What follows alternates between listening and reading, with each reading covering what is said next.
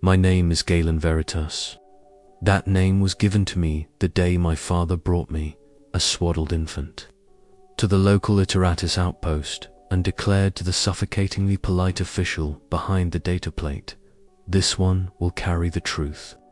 I am a rhetorician, a pedagogue, a faith engineer." My weapons were words. My battlefield was the dusty plazas of newly compliant worlds and the shadowed corners of uncertain hearts. My duty was to make victory make sense, and by the light of terror, what victories they would dot my first posting in the solar expanse in the year M31. 987 was as part of Operation Rebirth. On the forge world of Cormand's Anvil, the world had been brought to compliance by the Iron Hands 6 solar decades prior. A swift, brutal affair that had shattered the ruling tech cults and silenced their scrap code hymns. What remained was not a city, but a patient, a vast, wounded machine. The forges were cold. The assembly lines lay still, strangled by their own last, malfunctioning production orders. The atmosphere was a soup of industrial toxins and despair. The people, those who had survived the Legion's systematic dismantling of their former faith, moved through the rust-stained canyons of their home like ghosts, their eyes empty of everything but the memory of loss. My superior, a grizzled veteran of the word-bearer's early oratory campaigns, named Iteratus, Major Callus, met me at the landing pad. He took in my pristine robes, my data slate clutched like a sacred relic, and snorted, a dry, soundless thing. "You are here to teach them hope," he said, his voice like grinding stones. A curious task. One does not teach a man who has had his lungs removed how to breathe. One provides the machine that breathes for him and teaches him to be grateful for it. That is the Great Crusade, Veritas. Not a reunion of long-lost brothers, a transplantation of organs. Now come. The first lesson begins in the ash. He was not wrong. For weeks, I spoke to hollow faces. I stood on makeshift stages of fused wreckage, amplifying my voice through a crackling voxhaler, reciting the approved texts, the Imperial Truth, the fable of unity, the glorious destiny of mankind freed from the shackles of alien dominion and irrational belief. I spoke of the Emperor's vision, a galaxy of reason and progress. I described the wonders of the Imperium. They were now part of the stable warp routes, the Legionis Astartes, the sharing of knowledge. My words, so carefully crafted in the scalums of terror, hit the soot-stained air and fell like lead weights. They did not echo. They were absorbed by the vast, hungry silence of a broken world. The change did not come from my oratory. It came from the logistics. The first shipment arrived on a mammoth mechanicum bulklifter. Not weapons, not troops. Seed stock, genetically perfected grains, resistant to Cormand's acidic soil. Aquafiltration units, prefabricated medical clinics, and teams of men and women human engineers, agri-specialists, medicae who disembarked not with the grim purpose of soldiers, but with the brisk, practical energy of people who had a job to do. They did not give speeches. They pointed, they instructed. They got their hands dirty. I watched a surgeon apothecary from the fledgling Astra Militarum, a woman with weary eyes and impossibly steady hands, perform a simple limb graft on a child who had lost an arm to a runaway conveyor years before. The procedure took 20 minutes. The child stared, tears cutting clean lines through the grime on his face, not from pain, but from the shock of seeing a thing that was broken become whole. He flexed his new, synthetic fingers, a miracle rendered mundane by imperial science. That was the moment I understood the true engine of the Great Crusade. It was not the legions, The legions were the scalpel. It was this, the logistics, the vast, incomprehensible machinery of restoration that followed in the wake of conquest. The Iron Hands had broken the world, but the Imperium, in its relentless bureaucratic majesty, was now putting it back together. Better, more efficient, more imperial. My speeches changed. I stopped talking about abstract truths and began talking about the aquafilters. I pointed to the new grain silos rising on the horizon. I used the child with the new hand as my living testament. I didn't say, believe in the Emperor's vision. I said, look at what your membership provides. Look at the yield. Look at the clean water. Look at the functioning limb. I was not selling a philosophy. I was selling a utility, a subscription to survival, with the Emperor as its CEO. And it worked. The hollow eyes began to hold a faint, calculating light. Gratitude is a weak emotion. Dependency is a powerful one. We were not their saviors. We were their new ecosystem. They learned our language not to embrace our ideals, but to operate the machinery of their own continued existence. Compliance solidified into habit. Habit solidified into identity. Within 2 generations, they would sing imperial hymns on the Forge World's newly instituted Day of Unification. Their old scrapcode rituals forgotten, not out of repression, but out of sheer, practical irrelevance. This was the pattern, world after glorious world.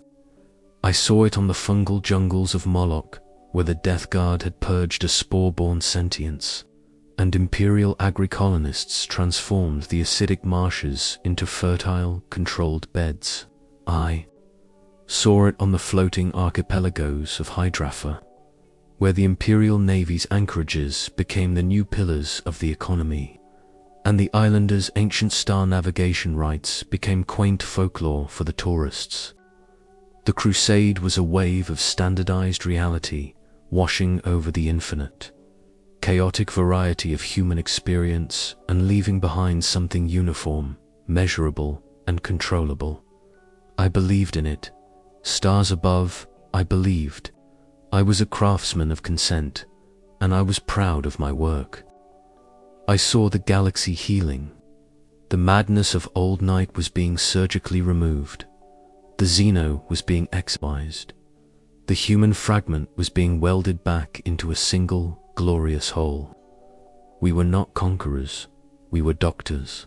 Stern, uncompromising, sometimes brutal doctors, but doctors nonetheless. The patient was screaming, yes, but the surgery was necessary.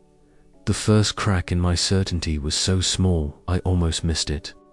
It was on a world called Cygnus, Gamma, a feudal society brought to compliance by the White Scars. They had a tradition, a whispering feast held once a decade, where secrets were shared under a truce of absolute confidentiality. It was a pressure valve for a rigid society. The local imperial commander, a man of impeccable logic but no imagination, outlawed it. Secrets breed sedition. Transparency is unity. I remember the face of the old chieftain, a man who had knelt to the White Scars without a fight. His defiance was not in his words, but in the slow dying of the light in his eyes. You have taken our swords, our gods, our stars, he said softly to me, not to the commander. Now you take our whispers, what is left of us to give. The second crack was wider. I was seconded to a compliance fleet making contact with a human culture that had developed in total isolation. A utopian collective on a world they called Aethel. They had no war, no currency, a complex, empathetic social structure that had allowed them to thrive. They were pacifists. They greeted the expeditionary fleet not with weapons, but with offers of shared knowledge and a request for cultural exchange. The fleet's iteratus leads were baffled. The Ultramarines captain in command was inconvenienced. Pacifism was not non-compliance, but it was deviance. A functioning human society that had no need for the Imperium's core tenets hierarchy. Martial readiness, relentless expansion, was a living contradiction to the Imperial Truth. It was, in its quiet, peaceful way, more dangerous than any orc warband. The ultimatum was delivered. Integrate into the Imperial structure. Adopt the Imperial Truth and contribute to the crusade.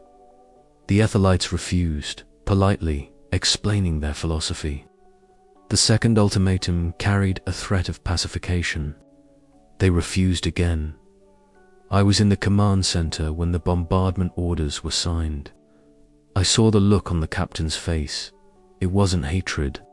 It was the serene, detached expression of a gardener pulling a weed. The Aethelites' utopia was not a valid form of human existence. It was an error in the design, a deviation from the standardized template, and deviations cannot be tolerated. I did not see the Lance's fire. I read the after-action report. Cultural non-compliance resolved. Population re-education initiated. I knew what those words meant. I had written their softer cousins 100 times. That night, in my quarters, I replayed the old chieftain's words. What is left of us to give? The crusade was not healing the galaxy. It was replacing it. We were not reuniting humanity. We were constructing a single, gargantuan, homogenous monument to a single man's vision, and using the raw material of every other human dream to build it. The forges of Cormand's Anvil, the archipelagos of Hydrafur, they weren't being restored. They were being repurposed. Their uniqueness was being filed away, their strange, beautiful edges ground down to fit the Imperial template.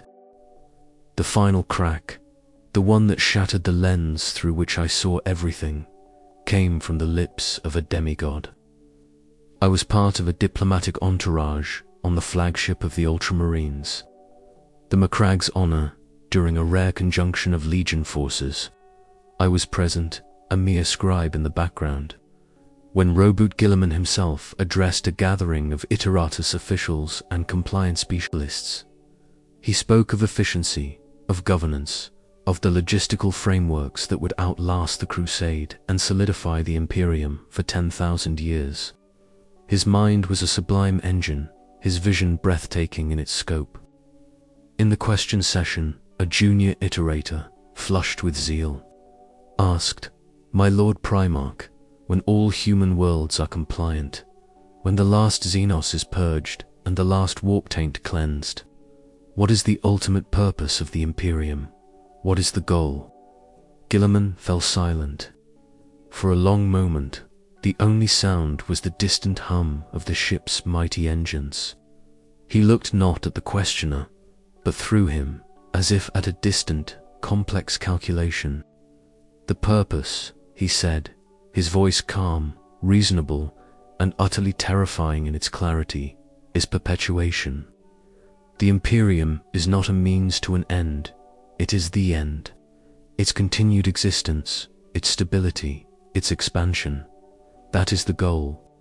To ensure humanity's survival is to ensure the Imperium's survival.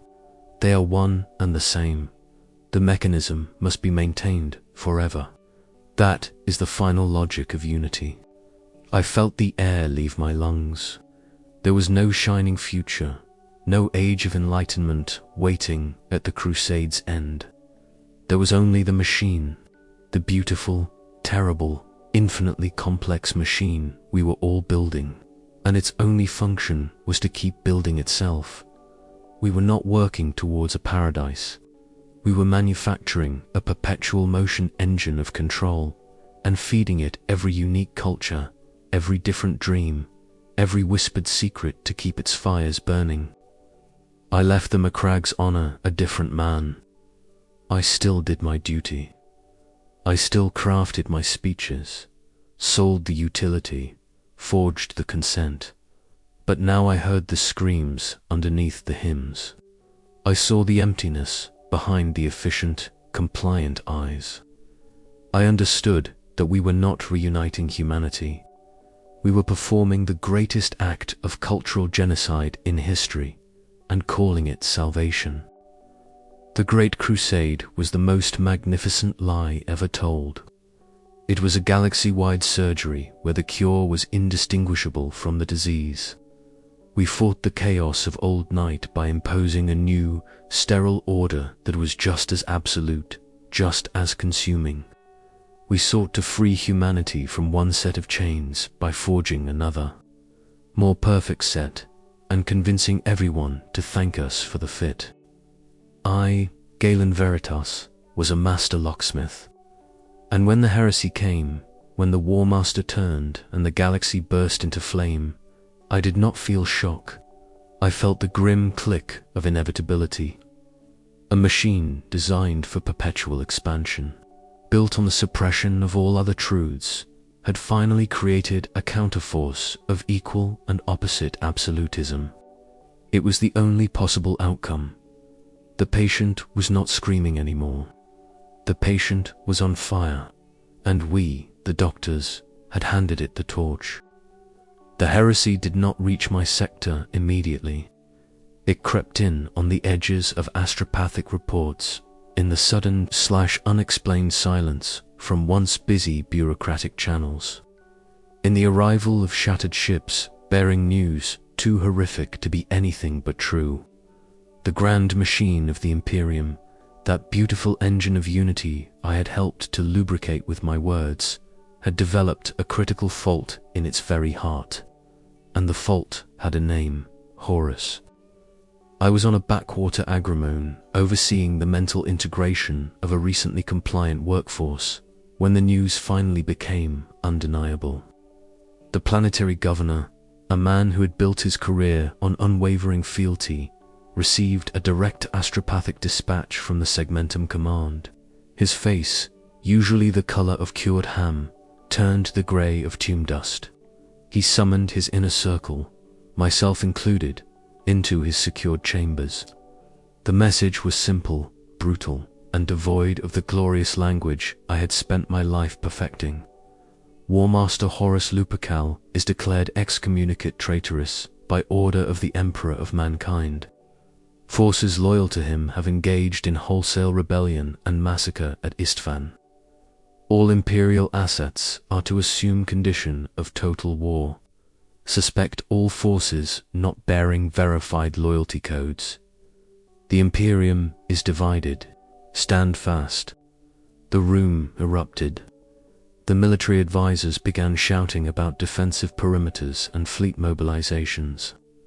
The ecclesiarch for the Imperial Truth was already crumbling into superstition, fell to his knees, weeping and praying. The governor just stared at the data slate, his lips moving soundlessly. I felt nothing but a cold, hollow clarity. Guilliman's words echoed in my mind. The mechanism must be maintained forever. But what happens when the mechanism turns on itself? The purpose of perpetuation becomes a death spiral. The Great Crusade, that grand project of homogenization, had not eliminated conflict. It had merely bottled it up, concentrated it, and given it the weapons of gods. Now the bottle had shattered. My value, I quickly learned, was obsolete. In a time of open warfare, who needs a crafter of consent? They needed soldiers, engineers, spies. My nuanced understanding of cultural integration was a peacetime luxury. I was reassigned not to the front, but to the grim, grinding underbelly of the war effort. A Departamento Munitorum processing hub on the hive world of Sephirus.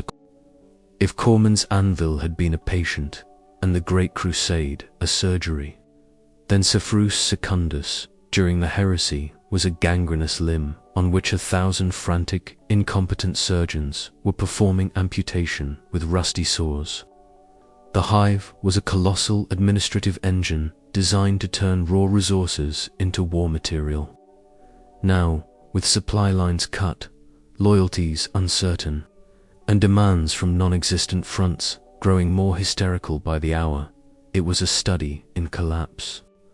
My new job was to audit and justify resource allocations. I spent my days in a vaulted, smoke-filled hall the size of a cathedral, surrounded by the deafening chatter of data looms and the frantic shouts of junior adepts.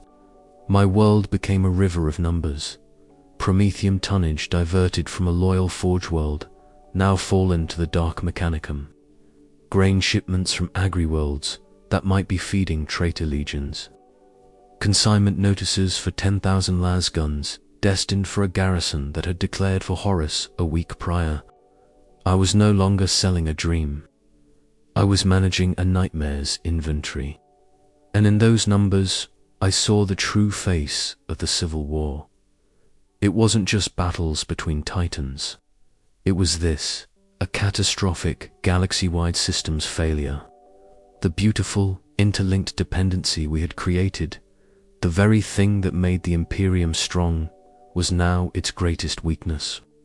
Cut one thread, and the entire tapestry began to unravel. A world that made plasma generators would grind to a halt because the world that refined its crystals was in rebellion.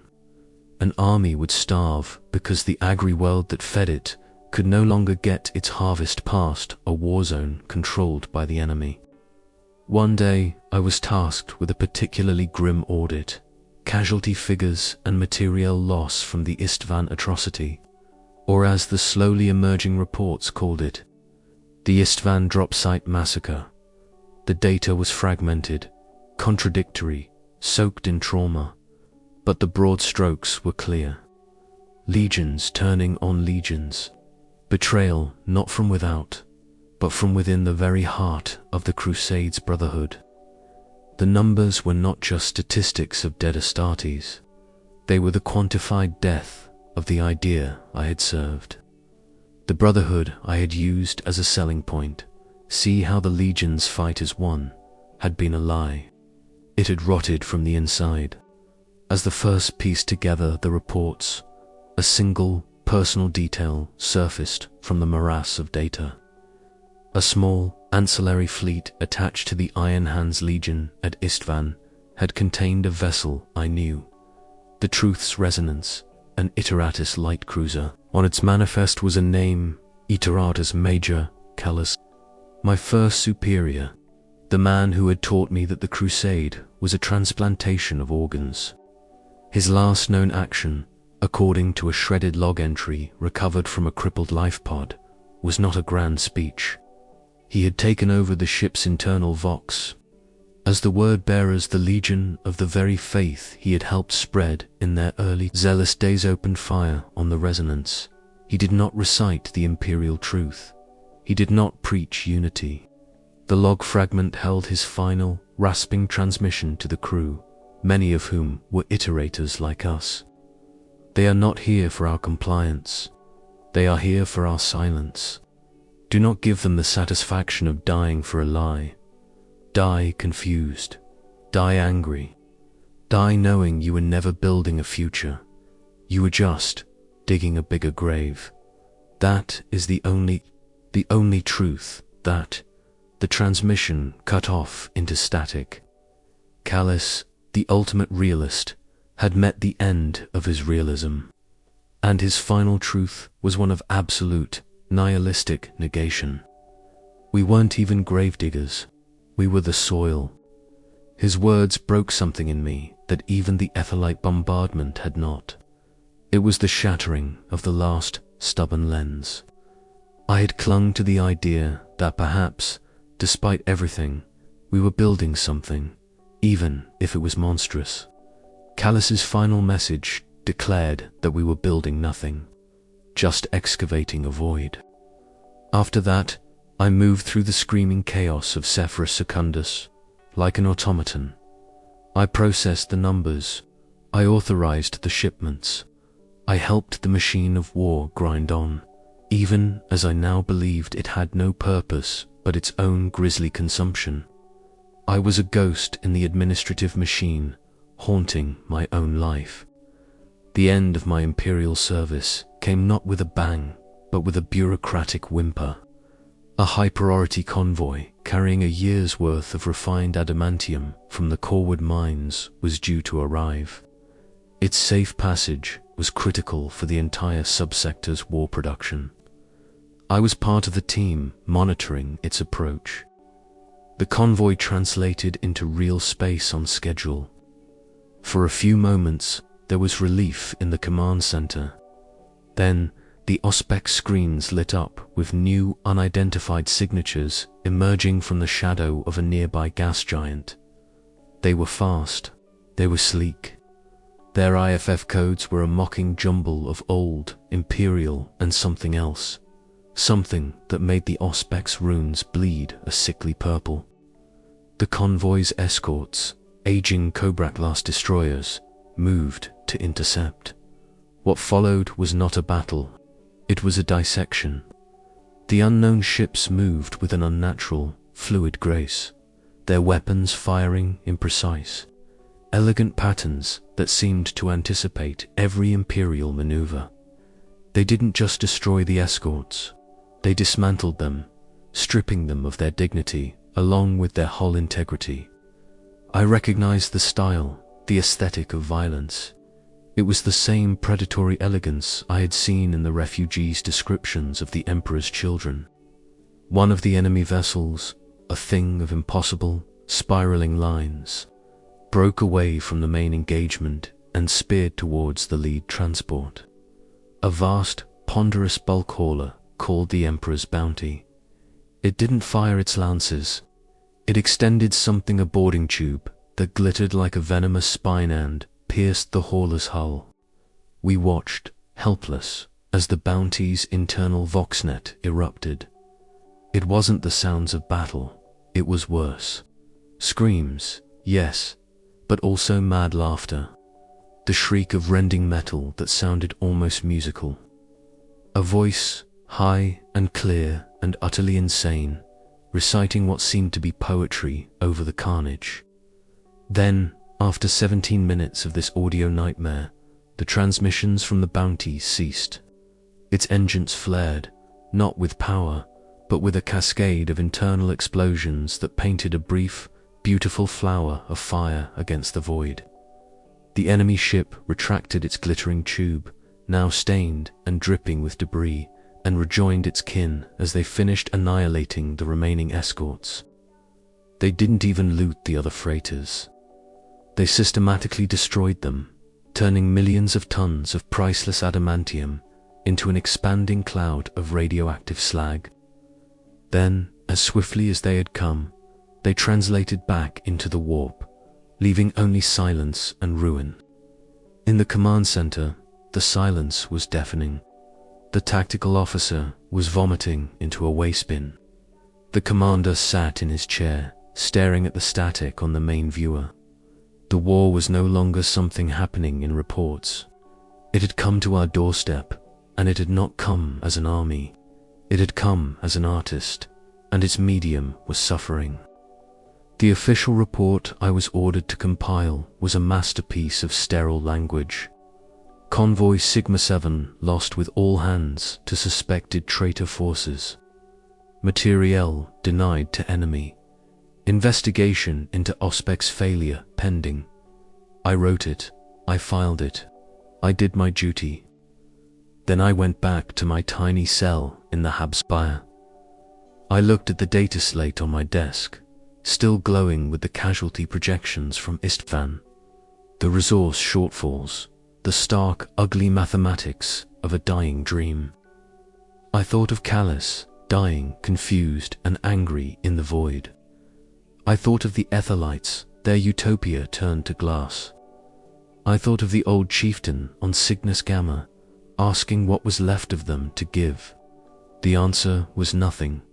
We had taken it all. And now, the thing we had built with all that stolen material was eating itself. I did not resign. Resignation implies a structure to resign from. The structure was gone. It was a corpse twitching with galvanic energy, pretending at life. I simply walked away. I used my remaining authority to forge a set of transit papers, identifying me as a low-level logistician, being transferred to a quiet, irrelevant archival world. I boarded a grimy, independent merchant vessel heading spinward away from the known war zones. I paid for my passage with the last of my official scrip, which would soon be worthless. Now I am here, in a forgotten docking bay on a forgotten world at the edge of a forgotten sector. The merchant ship is being refueled. I sit in a dim cantina, the air thick with the smell of stale recaf and unwashed bodies. A grainy pictcast plays on a flickering screen above the bar. The images are propaganda, of course. Imperial or traitor, I can no longer tell. They all look the same. Figures in glorious armor making grand declarations. Promises of victory, of purpose, of a new age. No one in the cantina pays it any mind. They are too tired, too scared, too focused on surviving the next hour. They have seen the truth behind the promises. They are the ones left behind when the grand narratives collide. They are the soil. I am Galen Veritas. I was a teacher of truth. I helped build the greatest lie the galaxy has ever known. I sold unity and delivered uniformity. I preached a future and helped dig a mass grave. My words were the gentle, rational mask on the face of absolute power. And when that power turned on itself, my words were the first thing to burn. The Great Crusade is over. It died not at terror, but the moment Horus decided his father's perfect vision was a prison. What we are living through now is not a war for the future. It is the protracted, agonized death rattle of a failed idea. The Imperium of tomorrow will not be a shining beacon. It will be a scarred, paranoid, hateful empire, built on the ashes of its own betrayal, forever terrified of the darkness it knows lives within its own heart. It will be a monument not to unity, but to the absolute, irrevocable cost of trying to force it upon an unwilling universe.